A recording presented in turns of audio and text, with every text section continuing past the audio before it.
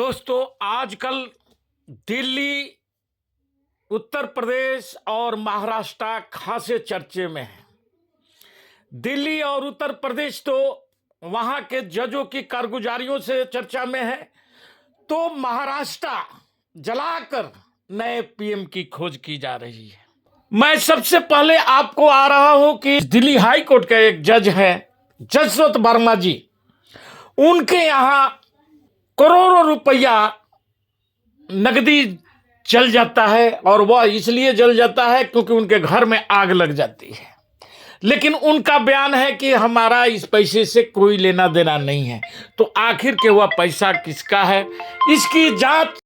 एक जज के घर पे 15 लाख रुपया, 15 करोड़ रुपया कैश मिल रहा है, उसको घर वापसी का इनाम दिया जा रहा है। क्या हाईकोर्ट, इलाहाबाद हाईकोर्ट पैसा जला है, डस्टबिन है, कचरा बिन है? उसकी तो वीडियो फोटोग्राफ भी आ चुका है बाजारों में। लेकिन जो आग बुझाने वाले दमकल विभाग वहां पहुंचता है और उसका चीफ का जो बयान आता है, उनका कहना है कि हमें कोई पैसे की बरामदगी या जलने का कोई निशान नहीं मिला है। तो इन बातों को भी अब समझने की जरूरत है दोस्तों, कि देश में हो क्या रहा है। और दूसरी तरफ इलाहाबाद हाई कोर्ट का एक जज साहब, जिनका नाम राम नारायण मिश्रा जी है, वह एक ऐसा फैसला दिए हैं जो बलात्कार के खिलाफ में किसी नाबालिग लड़की का यौन छूना या उसका पैजामे का नारा खोलना बलात्कार की श्रेणी में नहीं आता है। उसे घसीट कर पुलिये के नीचे ले जाना भी बलात्कार के पोक्सो एक्ट के अंतर्गत नहीं आता है। ये ऐसे हास्यास्पद बयाने जो आज बाजार में आ रही है, और हमारा समाज चुप बैठा है, इस पर एक आवाज नहीं निकल रहा है। किनको उनके आगे धर्म का पर्दा टांग दिया गया है, जिस ढंग से पाकिस्तान में कभी टांग करके रखा जाता था, वहां पर भी लोग बातों बात में अल्लाहू अकबर करते थे, और आज हिंदुस्तान में भी लोग जय श्री राम कर रहे हैं और जय श्री राम बोलकर गोलियां मार रहे हैं। खैर, ये सब बातें बहुत आगे बढ़ती जाएगी। सबसे पहले मैं उत्तर प्रदेश के जो जज साहब का जो टिप्पणी आया है, इस पर हम तमाम देशवासियों से और सुप्रीम कोर्ट के चीफ जस्टिस महोदय से भी आग्रहपूर्वक निवेदन करता हूं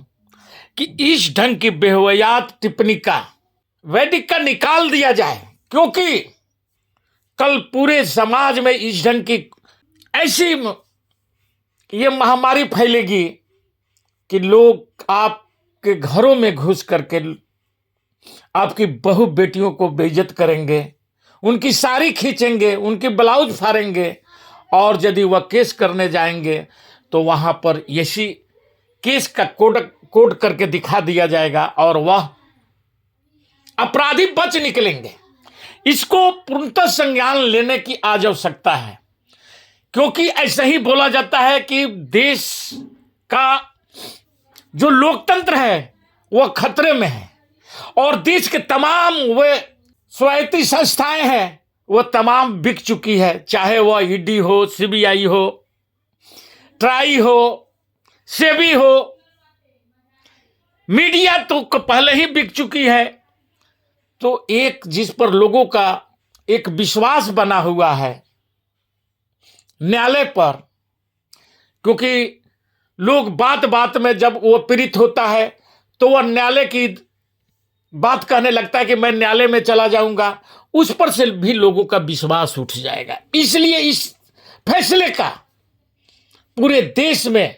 यदि लोकतंत्र के जो शुभचिंतक है उनको विरोध करना चाहिए, सड़कों पर आना चाहिए। हमारी सरकार चुप बैठ सकती है, लेकिन जनता से ही सरकार बनती है, और यदि जनता ही चुप बैठ जाएगी तो फिर लोकतंत्र को कौन बचाएगा। ऐसे भी हमारे लोकतंत्र को पूरे विश्व में 11वां आज रैंकिंग दिया जा रहा है पिछले 10 सालों का रिकॉर्ड देख करके, क्योंकि यहां पर भी लोकतंत्र नाम मात्र की बचा हुआ है और उसमें भी बचाने में कहीं ना कहीं न्यायालय का हस्तक्षेप रहा है। लेकिन आज जब न्यायालय ही इसे अछूता नहीं रह जाता है, जब न्यायालय में भी ऐसे ऐसे फैसले आने लग जाएंगे,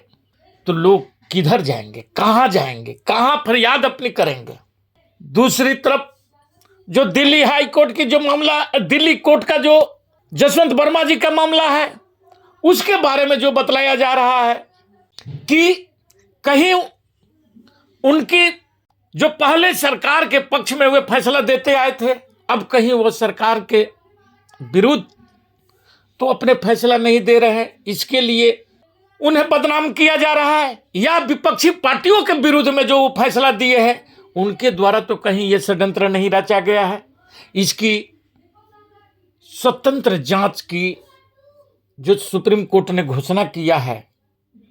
वह काबिले तारीफ है। इसकी जांच होनी चाहिए, क्योंकि जो जिस घर से बरामदगी हुई है वह नोटों की जखीरा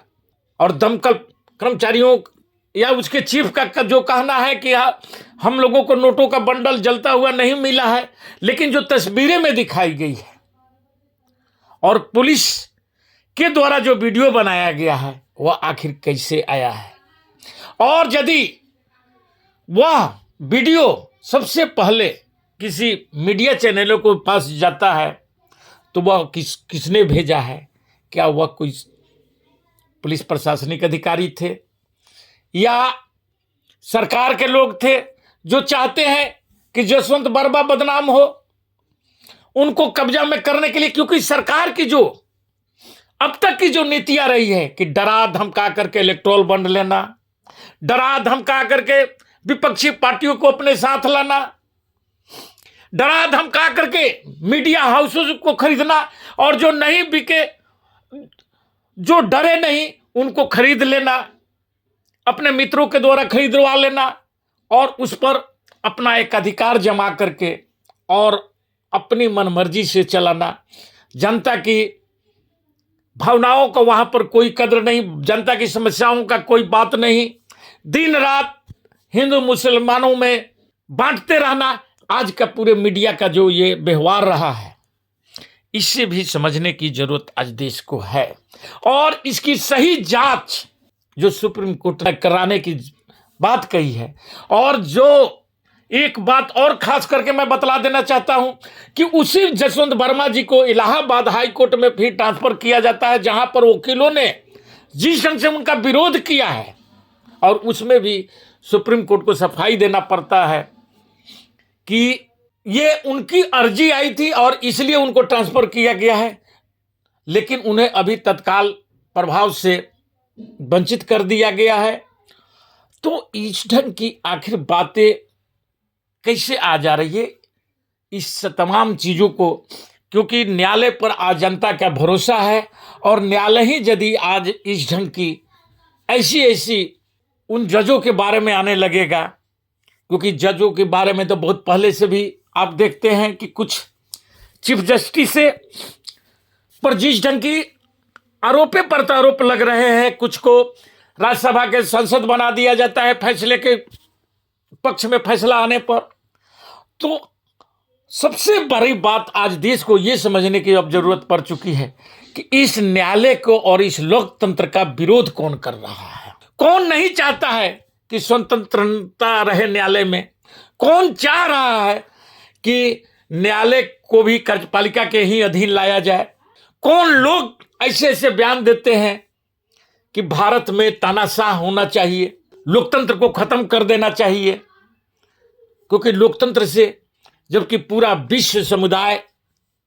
लोकतंत्र का पक्षधर है, आखिर के भारत में ही ऐसी ऐसी बातें क्यों की जाती है। भारत में ही 3 साल पुराने कब्रों के खोदने की बात क्यों की जा रही है,